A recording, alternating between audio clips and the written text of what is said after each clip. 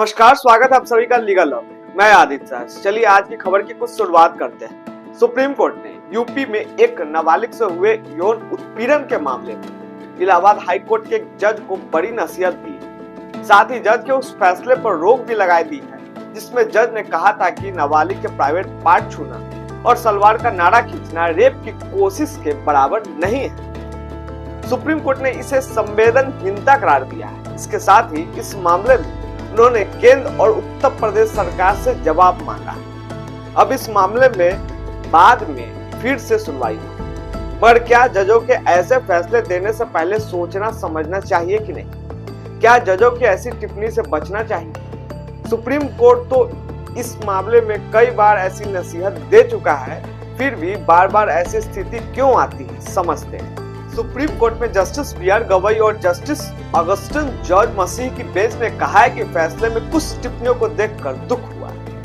पीठ ने कहा, हमें यह कहते हुए दुख हो रहा है कि यह फैसला लिखने वाले की संवेदनशीलता की कमी को दिखाता है। इस फैसले को तुरंत नहीं सुनाया गया, इसे सुरक्षित रखने के 4 महीने बाद सुनाया गया। हम आमतौर पर इस स्टेज पर आकर फैसला पर रोक लगाने में हिचकिचाते हैं और फैसले का पैराग्राफ 21, 24 और 26 में की गई टिप्पणी कानून के सिद्धांतों के खिलाफ ये अवमाननीय और संवेदनहीन नजरिया दिखाती। इसलिए हम उक्त पैराग्राफ में की गई टिप्पणी पर रोक लगाते हैं।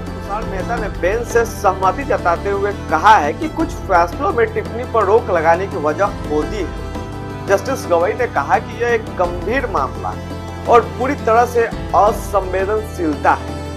ये सब समन जारी करने के चरण में हुआ है। हमें न्यायाधीश के खिलाफ ऐसे कठोर शब्दों का इस्तेमाल करने के लिए खेद है। ऐसे में जजों को भी सुप्रीम कोर्ट की ऐसी नसीहतों का पालन करना चाहिए।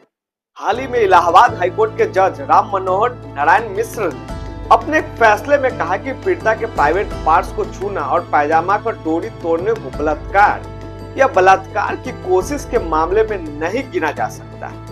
हालांकि कोर्ट ने यह कहा कि यह मामला गंभीर यौन हमले के तहत आता है। कोर्ट ने इसे अपराध की तैयारी और वास्तविक प्रयास के बीच का अंतर करार दिया। यह साबित करना होगा कि मामला तैयारी में आगे बढ़ चुका था। यह मामला उत्तर प्रदेश के कासगंज इलाके में 2021 का है, जब कुछ लोगों ने नाबालिग लड़की के साथ जबरदस्ती की थी।